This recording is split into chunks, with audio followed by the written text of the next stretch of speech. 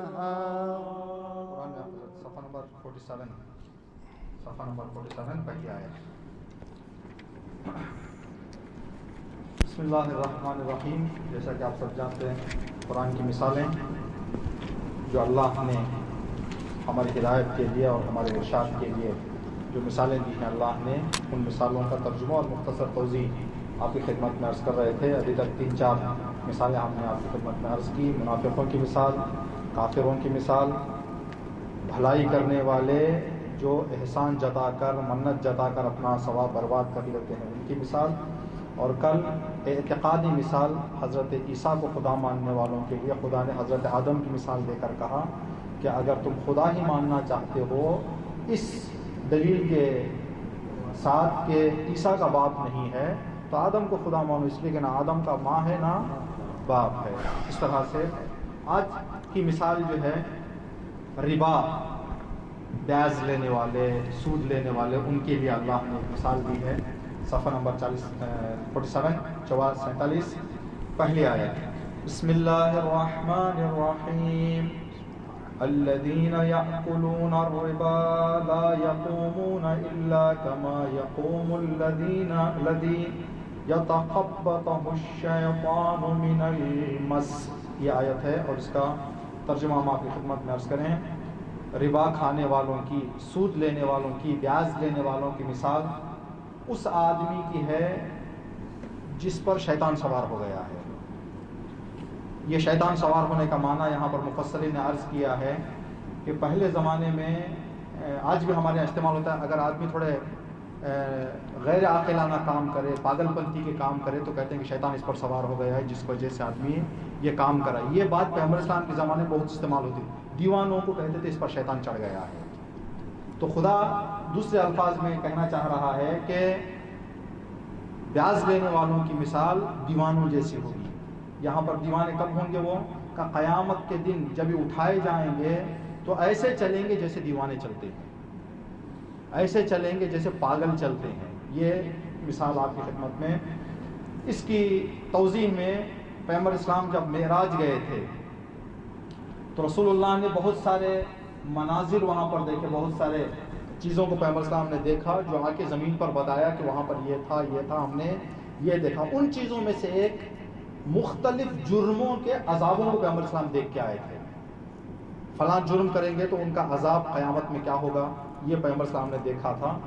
جس میں سے ایک واقعہ جو پیغمبر اسلام نے دیکھا اور جبرائیل سے سوال کیا کہ پیغمبر اسلام جب معراج کے سفر میں پیغمبر اسلام نے دیکھا کہ کچھ لوگ پیٹ جو ہے ان کا حد سے زیادہ بڑا ہے، پیٹ حد سے زیادہ بڑا ہے.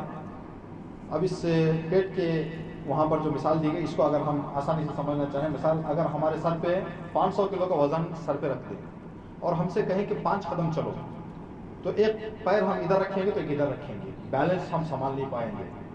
یعنی حد سے زیادہ جب وزن ہو جاتا آدمی کا تو سنبھال نہیں پائیں، تو قدم ہمارے بیلنس کے ساتھ ہم نہیں رکھ پائیں گے تو ہمارے بیلنس ڈس بیلنس ہو جائیں گے. تو جب ڈس بیلنس ہو جائے گا ایسے لگے گا جیسے کوئی مست آدمی چل رہا ہے، کوئی نشے میں جو آدمی چلتا ہے ایسے لگے گا. تو پیغمبر صاحب نے دیکھا کہ کچھ لوگوں کے پیٹ کا اندازہ حد سے زیادہ بڑا ہے. وہ لوگ اٹھنا چاہتے ہیں تو اس کو سنبھال کے اٹھنا چاہتے ہیں تو وزن کی وجہ سے ایک پیر ادھر چلا جاتا ہے، ایک پیر ادھر چلا جاتا ہے، 4 قدم چل کے گر جاتے ہیں. پھر ایک آدمی ویسے اٹھنا چاہے. بہت سارے لوگ ایسے ہیں جو اس طرح کی کیفیت میں مشکل میں پھنسے ہوئے ہیں. تو پیغمبر صلی اللہ علیہ وسلم نے جبرائیل سے سوال کیا کہ اے جبرائیل امین، یہ کون لوگ ہیں، کیوں یہ حالت ہے ان لوگوں کی؟ تو کہا کہ یا رسول اللہ یہ وہ لوگ ہیں جو دنیا میں بیاض لیا کرتے تھے.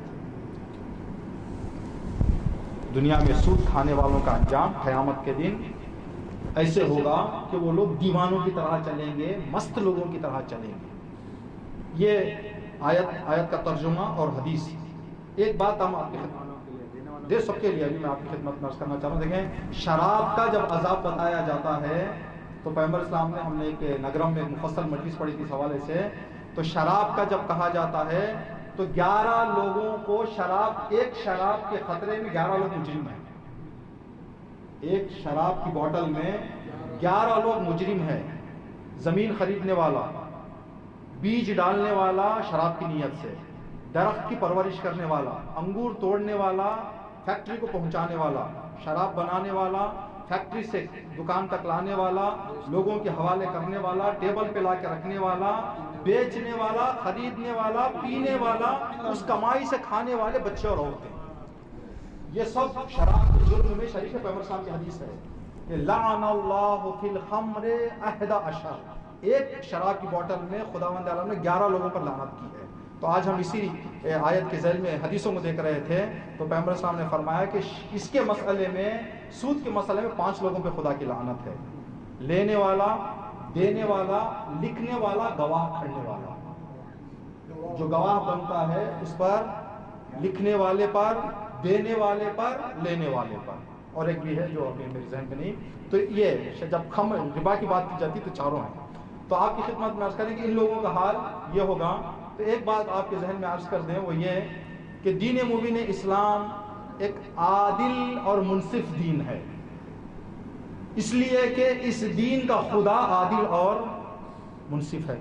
خداوند عالم نے فرمایا ہے قرآن کریم میں، ان اللہ لیس بظلام للعبید، خداوند عالم سوئیں کی نوک کی برابر بھی کسی پر ظلم نہیں کرتا۔ ہم دعا میں کیا کرتے ہیں، پڑھتے ہیں، ظلم تو نفسی، خدایا ہم اپنے اوپر، تو ہم پر ظلم نہیں کر سکتا، بلکہ ہم اپنے اوپر جو ہے کیا کر لیتے ہیں، ظلم کر لیتے ہیں، ہم اپنے اوپر ظلم کر لیتے ہیں۔ تو خدا کی عدالت کا ایک نمونہ اور مثال، ایگزامپل، آدمی کو اتنا ہی سزا دیتا ہے جتنا اس نے کرائم کیا ہے، جرم کیا ہے، اور ویسی ہی سزا دیتا ہے جیسا اس کا کرائم اور جرم ہے۔ حد سے بڑھ کر بھی سزا نہیں دیتا اور اس سے بدل کر بھی سزا نہیں دیتا۔ چور کو نہیں کہتا اس کو کوڑے مارو، چور کو کہتا ہاتھ کاٹو۔ تو اس طرح سے آپ کی خدمت میں عرض کریں، اس کی ایک مثال قرآن میں آیت ہے کہ جو ہے سورہ بقرہ ہی کی، جان اگر کسی کے لے لی جائے تو جان کے بدلے میں جان، ناک کے بدلے میں ناک، کان کے بدلے میں کان، آنکھ کے بدلے میں آنکھ، یعنی جو چیز آدمی جس چیز کا نقصان پہنچا رہا ہے اسی کا جو ہے اس کو بھرپائی کرنا پڑے گی۔ یہ ایک مولا کائنات کے زندگی میں جو ہم ابھی انشاءاللہ آنے والی مجالس میں آپ سنیں گے، یہ سنتے آپ ہی رہے ہیں ہمیشہ کہ جب مولا کائنات کے ابن ملجم ضربت مارا تھا، اس سے پہلے مولا کائنات جب بھی ابن ملجم کو دیکھتے تو اپنی داڑھی پر ہاتھ رکھ کے کہتے کہ یہی ہے جو میرے سر کے خون سے میری داڑھی کو خضاب کرے گا۔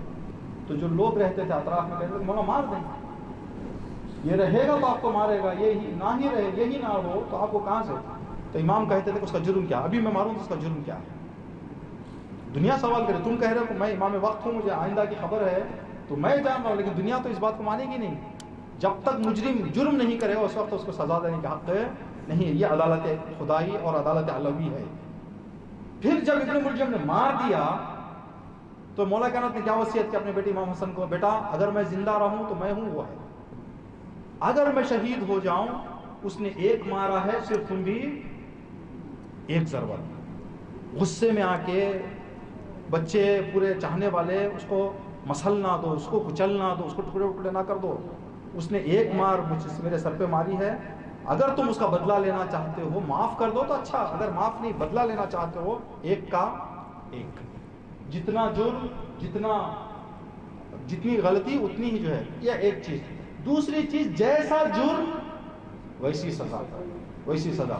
چھٹے امام سے اور پیغمبر اسلام سے روایت ہے کہ تکبر کرنے والے لوگ، غرور کرنے والے لوگوں کا انجام محشر کے دن، جب ہمارا میدان محشر میں ہم سب کھڑے رہیں گے حساب دینے کے لیے، تو جو لوگ غرور کرتے ہیں وہ بھی کھڑے ہوں گے، لیکن ان کا سائز چونٹی کے جتنا ہوگا، ان کا سائز جو ہے ان کا قد چونٹی جتنا ہوگا۔ شکل آدمی کی ہوگی، بدن آدمی کا ہوگا، لیکن سائز ان کا چونٹی کے برابر ہوگا۔ اب جب چونٹی کے برابر ہوگا، بھائی یہاں نیچے چونٹیاں ہوتی ہیں کہ ہم کو خیال کر کے چلتے ہیں بھائی چونٹی ہے پیر نہ رکھ، ہم چلتے رہتے ہیں، مسلے بھی جاتے ہیں وہ، تو وہ لوگ پیروں کے تلے مسلے جائیں گے محشر میں۔ آپ کی خدمت میں جب تک حساب ہوتا رہے گا لوگوں کے پیروں کے تلے کچلے جائیں گے۔ پیغمبر اسلام اور امام صادق نے فرمایا، تو لوگوں نے سوال کیا رسول اللہ کیوں؟ تو پیغمبر اسلام نے کہا اس لیے کہ دنیا میں انہوں نے لوگوں کو نیچ دیکھا تو خدا نیچ کرے گا۔ دنیا میں انہوں نے دوسروں کی عزت نہیں کی، دوسروں کو گرا ہوا دیکھتے تھے، پست دیکھتے تھے، تو اسی کے برابر کا وہاں پست دکھائی انہوں نے، دنیا میں پست لوگوں کو دیکھا تو یہاں پستی چکیں گے، سزا ملے گی تو ویسی ہی سزا۔ لوگوں کے پیروں کے تلے کیا جائیں گے، کیا ہوں گے، یہ مسلے جائیں گے۔ جب اس بات کو ہم نے جان لیا تو خداوند عالم بیاج لینے والوں کو دیوانوں جیسا بنائے گا. اس میں کیا کنیکشن ہے؟ تکبر کرنے والوں کو چونٹی کی شکل میں بنائے گا، اس لیے کہ تکبر کرنے والا دنیا میں لوگوں کو نیچے دیکھتا تھا، خدا نیچے رکھے گا، جیسا اس نے کیا ویسے پا رہا ہے. تو بیاج لینے والوں کے لیے کیا مشکل ہے، جس کی وجہ سے کیا پرابلم ہے کہ ان لوگوں کو دیوانوں کی طرح خدا اٹھائے گا. وہ لوگ چلیں گے تو سب پہچانے جائیں گے. اب ہم ایک جگہ کھڑے ہوئے ہوں، اگر کوئی آدمی نشے میں ہے چل رہا ہو تو سب یہ پی گیا ہے. کیوں؟ اس لیے کہ لوگ دیکھ کے سمجھ جائیں گے. تو قیامت کے دن بیاج لینے والوں کی ایک نشانی یہ ہے کہ وہ شرابیوں کی طرح کیا کرتے رہیں گے، گھومتے رہیں گے. لوگ سمجھ جائیں گے کہ یہ بیاج لینے والا یا بیاج لینے والا یہ آدمی. وجہ کیا ہے؟ اس کی وجہ دقت کریں کہاں تک اسلام کی نگاہ ہے. جو آدمی بیاج کا سسٹم شروع کر رہا ہے، بیاج کا سسٹم شروع کر کے بیاج لینے والے، یعنی ایک آدمی دے رہا ہے ایک آدمی لے رہا ہے، لینے والے کی زندگی کو ڈس بیلنس کر دیتا ہے، اس کے گھر کے سکون کو ڈس بیلنس کر دیتا ہے. اس لیے کہ اس نے لوگوں کی زندگیوں کو اور گھروں کو ڈس بیلنس کیا. قیامت کے دن ڈس بیلنس چلے گا، یعنی گھروں کی پریشانی اٹھ جائے گی. جب بیاج لیا جاتا ہے تو آدمی دیکھتے دیکھتے اس کا انٹرسٹ بڑھتا جاتا ہے، آدمی کا چین اڑ جاتا ہے، آدمی کی سکون چلی جاتی ہے، نیند چلی جاتی ہے. تو وہ گھر میں وہ دیوانہ پنتے کی ایسے کام کرتا ہے، کوئی دیکھے تو کہتے ہیں کہ اس کو کیا ہو گیا. بہت سال پہلے تقریباً ہم حوزل میں علی پور میں پڑھ رہے تھے، جو سائیکل کی دکانیں تھی دارالزہرا کے کمپاؤنڈ میں. تو سائیکل کی دکانوں میں ہم گئے تھے کسی کام سے، تو ایک اطراف کے گاؤں کا ایک ہندو کھڑا ہوا تھا، سائیکل ریپیئر کروا رہا تھا. تو اچانک ٹیبل کے پیچھے، جو ٹیبل ہوتی ہے ٹیبل کے پیچھے نیچے جا کے چھپ گیا. پھر 5 منٹ کے بعد باہر نکلا. ایک بڑا آدمی 40 سال کا 45 سال کا ایسا کام کرے تو آدمی کیا سوچے گا کیا ہو گیا اس کو. سادے ٹائم پہ آدمی کبھی ایسا کام نہیں کرے گا. یہاں چھپ گیا جا کے. وہ جب باہر آیا تو کہہ رہا ہے کہ ایک آدمی جا رہا تھا مجھے پیسہ دینا، وہ بیاج لینے والا ہو، وہ دیکھ لے تو مجھے پکڑ لے گا، اس لیے میں چھپ گیا. تو یہ کام زندگی آدمی کی آپ کی خدمت میں عرض کریں کہ ڈس بیلنس ہو جاتی ہے. تو اس لیے کہ انہوں نے، اور دوسری جو بات بتائی گئی ہے، کہتے ہیں کہ زمانے کے اکنامک کو اور پیسوں کے اقتصاد کو ڈس بیلنس کر دیتے ہیں. کچھ لوگوں کے پاس پیسہ زیادہ ہو جاتا ہے، کچھ لوگوں کے پاس پیسہ کم ہو جاتا ہے، جس کے نتیجے میں بیلنس نہیں رہ پاتا. اس لیے کہ یہ 2 پرابلم انہوں نے ایجاد کیے ہیں، تو ان کو سزا بھی کیا ملے گی؟ ویسے ہی وہاں پر ملے گی. یہ ایک بات. دوسری بات جو آخر میں اس حوالے سے چھٹے امام جعفر صادق علیہ السلام سے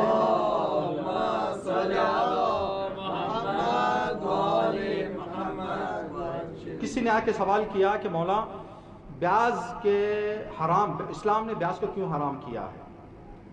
تو امام نے فرمایا اس کی 3 بڑی ریزنز ہیں، اس کے 3 بڑے علتیں ہیں. سب سے پہلی علت یہ کہ بیاج اگر لاگو ہو جائے تو تجارت ختم ہو جائے گی، تجارت کم ہو جائے گی. اس لیے کہ لوگ جب دیکھیں گے بغیر محنت کے، بغیر کام دھام کے پیسہ مل رہا ہے صرف کسی کے حوالے کر دینے سے، تو کام کرنا چھوڑ دیں گے لوگ. یہ ایک ریزن.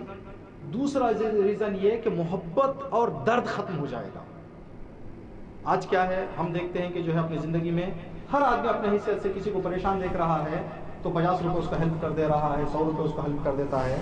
لیکن اگر یہ سسٹم چل جاتا اسلام میں تو کوئی کسی پر رحم نہ کرتا. پیسہ دے کے، آج دیکھ رہے ہیں ہم جو بہت سارے جگہوں پر بیاج کا سسٹم چلتا ہے، اور دوسرے جن لوگوں کے پاس رائج ہے وہ کسی کو تڑپتے ہوئے بھی دیکھے، جب تک وہ پیسہ اوپر دینے کی بات نہیں کرتا تب تک اس کے حوالے پیسہ نہیں کرتے. درد چلا جاتا. آدمی کو تڑپتے دیکھیں گے، مرتے دیکھیں گے، پریشان دیکھیں گے، لیکن رحم نہیں کریں گے، رحم نہیں کریں گے. یہ دوسری علت. تیسری علت جو امام نے بتائی، نیکی کرنا، بھلائی کرنا، احسان کرنا ختم ہو جائے گا.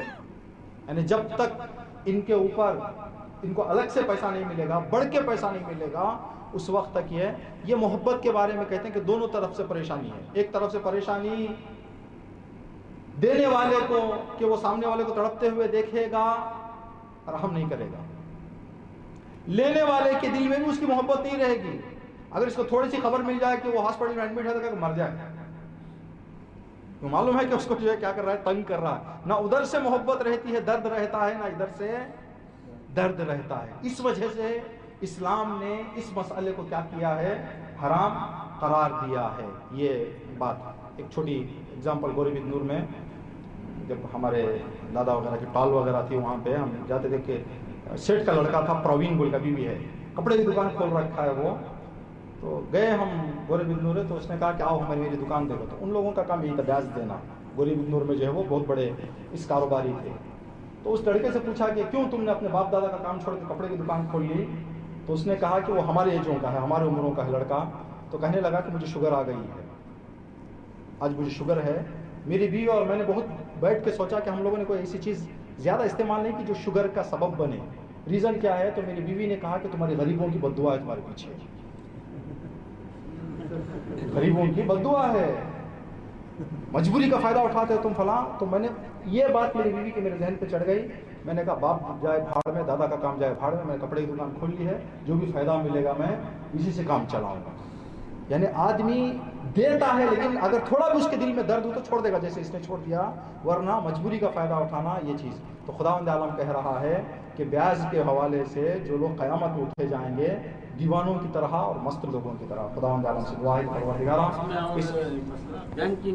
یہ بھی اسی کے اندر ابھی بہت بڑی بحث ہے یہ، اس کے بارے میں دیکھنا پڑے گا. اسلامی ملک ہے یا یہ آیت اللہ مکارم شیرازی نے تقریباً کئی صفحوں کی انہوں نے کتاب لکھی ہے بینک کی پروفٹ کے حوالے سے. اس کو تھوڑا سا بہت دقت سے بات کرنی پڑے گی. اس کے ساتھ میں چٹی کا جو سسٹم ہے ہوتا وہ بھی بیاج سود میں ہی آتا نہیں. اس کے پیچھے دیکھنا ہے جو چٹی نہیں، جو چٹی جو مطلب پکاری جاتی ہے، پکاری جاتی ہے، اس کا حرام ہے. مشکل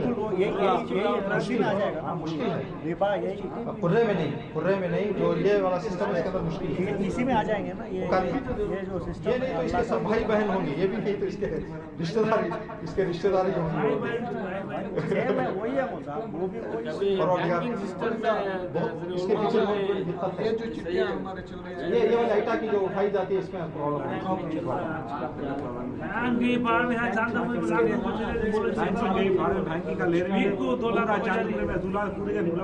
اللہ سے دعا ہے پروردگارہ ماہ مبارک رمضان اور قرآن کریم کے صدقے اس عظیم بلا اور اس عظیم مصیبت سے ہم سب کو نجات عنایت فرما. پروردگار تو نے ہمیں ماہ مبارک رمضان کے سفرے پہ دعوت کیا ہے، تو خدایا حلال کمائی اور حلال اپنی جیبوں میں رکھنے کی محبت اور حرام کی نفرت ہمارے دلوں میں ایجاد فرما. پروردگارہ بحق قرآن کریم تمام مومنین و مومنات کو حلال و مناسب روزی عنایت فرما. پروردگارہ تجھے واسطہ محمد آل محمد کے تیرے قرآن کا کائنات کی تمام مشکلات کا حل امام زمانہ کے ظہور میں تعجیل فرما. سب کو امام کے اعوان و انصار میں شمار فرما. ایک مرتبہ سورہ الحمد اور 3 مرتبہ سورہ اخلاص کی تلاوت فرما کر تمام مومنین اپنے اپنے مرحومین جی